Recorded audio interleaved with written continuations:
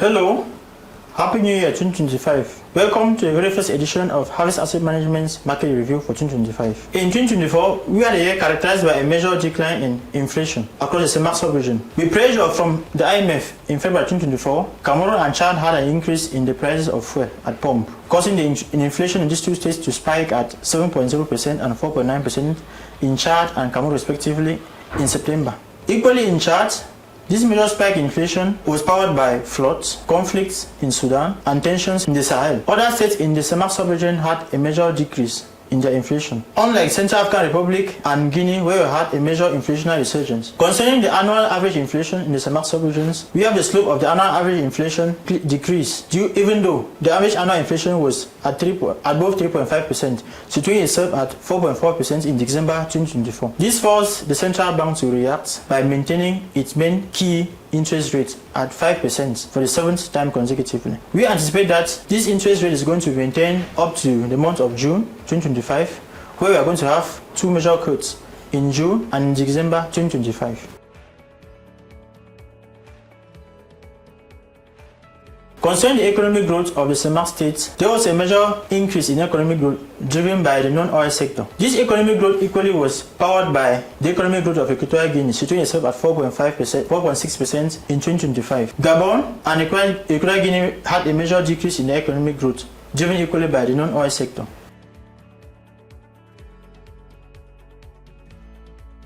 Concerning the budgetary envelope of the CEMAC states, Cameroon, Gabon and Central African Republic, due to the recommendation of IMF, had an increase in their monetary envelopes. The monetary envelope of Cameroon was increased in February 2024 due to the fact that IMF forced Cameroon to increase the price of fuel. For 2025 running, Cameroon will maintain its budgetary envelope at 0.5%, unlike Gabon and Central African Republic that are going to have a decrease in the budget envelope of 6.5% and 0.6% respectively. Congo-Brazzaville, Guinea Equatorial and Chad are going to have a major increase in the budget envelopes at 8.5%, 0.2% and at 34% respectively. Concerning the financial rating of CEMAC states, Cameroon had a maintenance in its financial rating by Moody's, S&P and Fitch. Congo, on the other hand, had a major decrease in the financial rating. Gabon equally had a decrease in its financial rating. But Chad, for the first time in history, had a major noting by S&P and Fitch. In 2025, we expect that Gabon will revise up its financial rating, Congo's financial rating will be degraded, whereas Cameroon and Chad are going to have a maintenance in their financial rating. In the CEMAC financial market, there was an increase in market capitalization. In the bond sector of this market, the increase in market capitalization of about 32% was powered by the entries of the government bonds of Gabon. In the equity segment of the financial market, we have a major decrease in market capitalization due to the fact that the BVMAM All Share Index lost in value, powered by a loss in value of the shares of Safakam and Sokapam. In 2025, we envisage the market capitalization to equally increase, and powered by the bond sector increasing due to the entries of the government bonds of Gabon, Congo and Cameroon. And in the equity segment of the financial market, we will have a market capitalization increased due to possible entries of the shares of ASEP, SNPC and BGF Bank.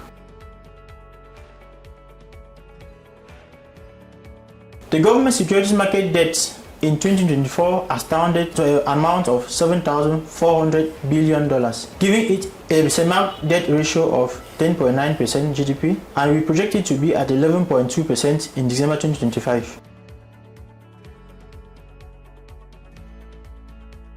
These macroeconomic variations led to major variations in the yield price of bonds in CEMAC. For the case of Cameroon, there was a major decline in the medium-term yields. These yields still remain high due to high increase in inflation. In the short term, these yields remain high due to the fact that inflation remained high and the monetary policy rates of the central bank were high, maintained at a higher level. In the long run, bond yields had a decrease due to the fact that Cameroon had an increase in growth rates and a maintenance in its financial rating. In 2025, we envisage an upturn in the short-term bond yields due to the fact that we expect the central bank to maintain its monetary policy interest rates at 5% up to June 2025, and then we expect long-term bonds to yield at a lower rate due to the fact that Cameroon is going to increase in economic growth. For the case of Gabon, we had an overall increase in the yield curve in 2024 for long-term emissions. This increase was due to the fact that Gabon had its financial rating degraded, and equally there was a decrease in economic growth in Gabon. But for 2025, we envisage a downturn in the yield curves of bonds emitted by Gabon, though still at the higher level due to inflation. The financial rating of Gabon is going to increase, causing the yield curve to decrease. For the case of Congo, we had a major increase in the long-term yield curves due to the fact that the financial rating of Congo was decreased, and we envisage that in 2025, this financial rating is going to